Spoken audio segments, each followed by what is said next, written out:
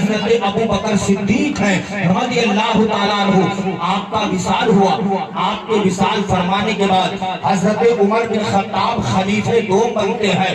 عمر بن خطاب جب خلیفہ بنے، آپ کا معاملہ کیا تھا؟ زمانہ رات کو سویا کرتا تھا۔ امیر المومنین عمر بن خطاب رات کے وقت میں اپنی پیٹھ پر اناج کا کٹا لاد کر کے غریبوں کے گھر جایا کرتے تھے، غریبوں کی مدد کیا کرتے تھے۔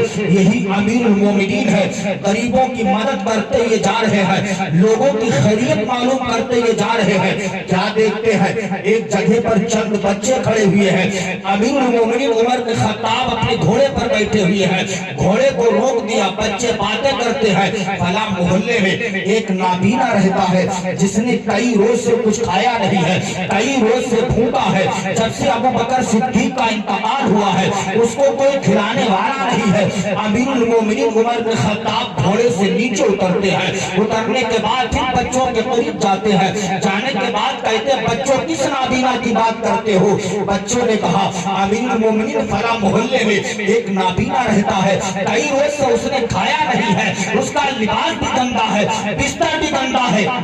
امیر المومنین عمر بن خطاب نے پتہ پوچھا، پوچھنے کے بعد گھوڑے کے اوپر بیٹھتے ہیں، بیٹھنے کے بعد امیر المومنین نبی کی سنت کو ادا کرنے کے لیے نکل لیتے ہیں، اسی شخص کے دروازے پر پہنچتے ہیں، نابینا کے گھر کے اندر گئے، جا دیکھتے ہیں اس کا بستر گندا ہے، بستر دھل دیا، لباس میلا تھا، لباس دھل دیا، بھوکا تھا، کھانا کھلا دیا۔ کھانا کھلانے کے بعد امیر المومنین عمر بن خطاب جب چلنے لگتے ہیں، اب وہ نابینا قریب آتا ہے، آنے کے بعد ہاتھ پکڑ کے کہتا ہے اے نوجوان یہ بتاؤ تمہارا نام کیا ہے؟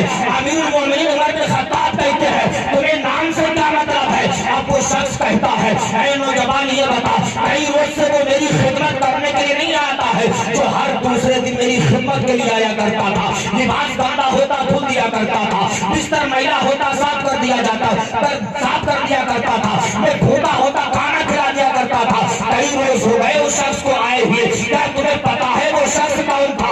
امیر المومنین عمر بن خطاب نے کہا اے نابینا سن لے، یہ تو میں نہیں جانتا وہ کون تھا، البتہ مجھے اتنا معلوم ہے تو جیسے کمزوروں کی خدمت کرنا یہ ابو بکر صدیق کی عادت میں داخل تھا، اس لیے مجھے لگ رہا ہے تیری خدمت کرنے کے لیے ابو بکر صدیق ہی آیا کرتے ہوں گے۔ اب وہ نابینا کہتا ہے اے نوجوان تم نے سچ کہا ہے، جب وہ ہمارے گھر پہ آیا کرتے تھے ان کے صداقت کی خوشبو ہمارے گھر آ جایا کرتی تھی، ان کے صداقت کی خوشبو ہمارے گھر پہ آ جایا کرتی تھی۔ اب